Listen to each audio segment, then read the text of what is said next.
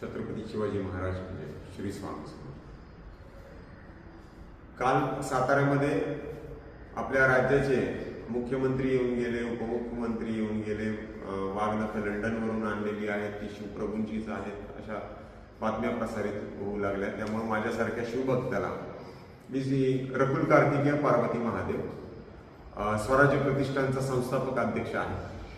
मी तुम्हाला या वाघनखांबाबत थोडं काही सांगू इच्छितो.